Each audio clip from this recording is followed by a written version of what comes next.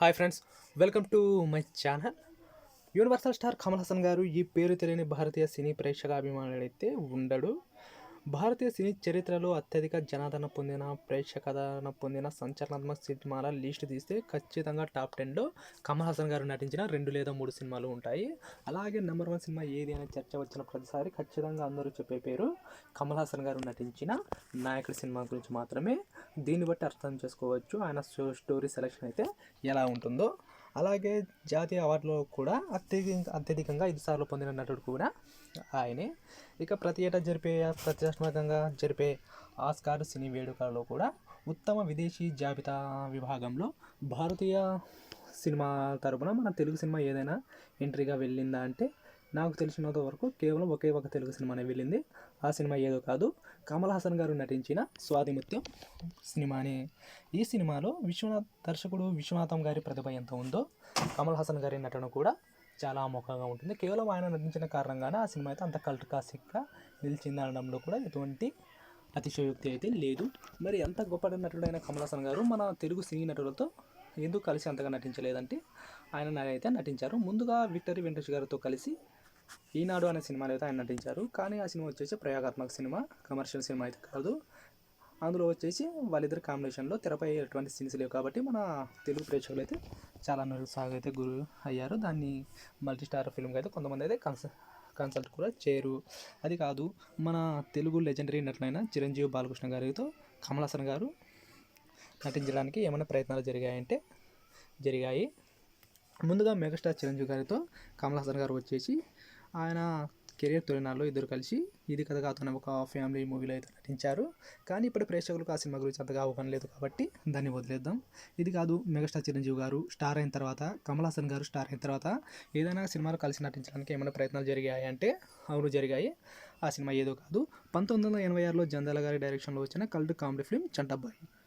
ఈ మూవీలో చిరంజీవి గారు చంటబ్బాయి ఎవరు అనే లాస్ట్ వరకు అయితే వెతుకుతూ ఉంటారు. చివరిగా మనకు తెలిసేది ఏమంటే ఆ చంటబ్బాయి ఎవరు కాదు, చిరంజీవి గారు అనేది అని ఈ విషయం అయితే అందరికీ తెలుసు. కానీ ఇక్కడ జంధ్యాల గారు అయితే ఒక ప్రతిపాదన అయితే చిరంజీవి గారి ముందర అయితే ఉంచారంట.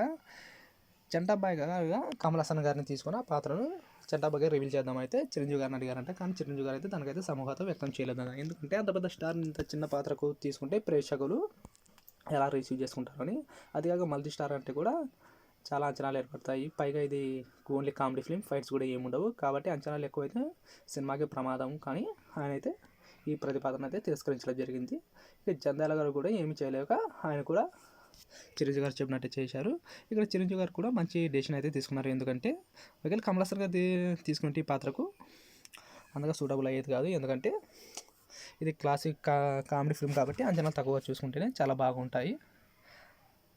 అలా మెగాస్టార్ చిరంజీవి గారు కమల్ హాసన్ గారి కలయిక అయితే మిస్ అయిపోయింది.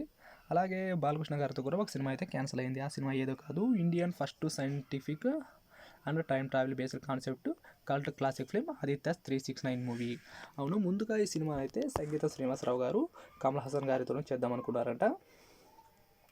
ఎందుకంటే అందుకనే ముందు కమల్ హాసన్ గారితో ఆయన పుష్పక విమానంగా ప్రయోగాత్మక సినిమా తీసి సంచలన విజయం సాధించడంతో ఈ సినిమా కూడా కమల్ హాసన్ గారితో తీస్తే చాలా బాగుంటుందనే అభిప్రాయంతో ఆయనకైతే ఈ కథను అయితే వినిపించడం అయితే జరిగింది. కానీ కమల్ హాసన్ గారు ఈ సినిమాను యాక్సెప్ట్ చేసి అయితే చేశారు. ఇందులో వచ్చేసి ఇంకో కీ రోల్ అయిన శ్రీకృష్ణదేవరాయల పాత్రను బాలకృష్ణ గారిని తీసుకుంటే బాగుంటుందని ఆయన సంప్రదిస్తే బాలకృష్ణ గారికి పౌరాణిక సినిమాలపై, జానపద సినిమాలపై ఎక్కువ ఆసక్తి ఉండడంతో ఇటువంటి పాత్రలు మళ్ళీ దొరకవనే ఉద్దేశంతో ఆయన అయితే ఖచ్చితంగా ఈ పాత్ర నేనే చేస్తాను, వేరే వాళ్ళకి ఈ పాత్రకి అయితే సంప్రదించకండి అనే కండిషన్ అయితే పెట్టారంట. ఇంకా బాలకృష్ణ గారు అలా అడగడంతో ఆ పాత్రకి అయితే బాలకృష్ణ గారు తీసుకోవడం అయితే ఖాయం అయితే జరిగింది. కానీ ఎక్కడికి ఈ సినిమాకు కమల్ హాసన్ గారి డేట్లు అయితే కుదరలేదంట.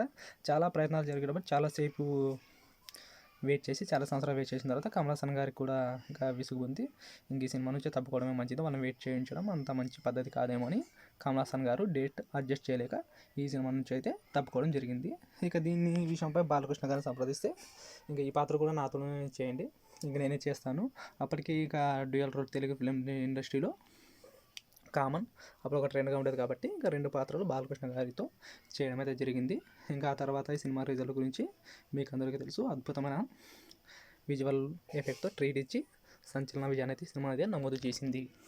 ఒకవేళ ఈ సినిమాలో కమల్ హాసన్ గారు నటించింటే సినిమా అయితే ఎలా ఉండేదో కానీ ఒక మంచి గొప్ప అవకాశం బాలకృష్ణ గారు మీరు చేసుకునేవారు. అలా ఎలా అంటే ఈ సినిమాలో కమల్ హాసన్ గారు చేసింటే హీరోగా కమల్ హాసన్ గారు అయితే ఉండేవారు. ఇక ఈ సినిమా అయితే హీరో లేదా బాలకృష్ణ గారు సైడ్ యాక్టర్గా అయితే ఉండేవారు. ఇక ఈ సినిమాలో చాలా భాగం సక్సెస్ క్రెడిట్ వచ్చేసి కమల్ హాసన్ గారు, సింగీతం శ్రీనివాసరావు గారు అయితే తీసుకుని వెళ్ళేవారు. అలాగే ఈ సినిమా కూడా తెలుగు సినిమా కాకుండా ఇంత గొప్ప సినిమా తమిళ ఇండస్ట్రీ నుంచి వచ్చి తమిళ సినిమాగా అయితే నిలిచేది. అలా ఈ సినిమా నుంచి కమల్ హాసన్ గారు కమల్ హాసన్ గారు తప్పకుండా ఒక మంచి జరిగింది అయితే మనం అనుకోవచ్చు. ఎందుకంటే ఇది బాలకృష్ణ గారి సినీ చరిత్రలో కాకుండా తెలుగు ఫిల్మ్ ఇండస్ట్రీలో కూడా ఒక ఆణిముత్యంలో ఈ సినిమా అయితే నిలిచిపోయింది.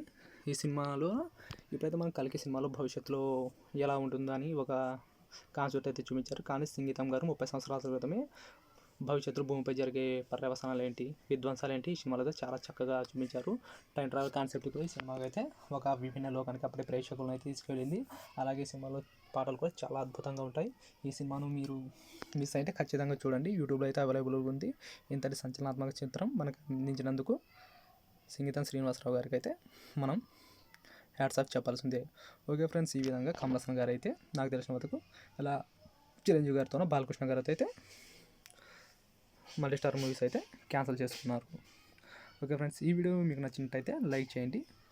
ఈ వీడియోపై మీకు ఏమైనా అభిప్రాయం ఉంటే, అలాగే ఆదిత్య 369 మీకు నచ్చి ఉంటే కింద ఆ సినిమా గురించి అయితే ఆ సినిమా యొక్క మెమరీ గురించి మీరు కామెంట్ అయితే చేయండి. మీకు మరిన్ని వీడియోస్ ఇలాంటివి కావాలంటే ఈ ఛానల్ని ఖచ్చితంగా సబ్స్క్రైబ్ చేసుకోవడం మాత్రం మర్చిపోకండి. బాయ్.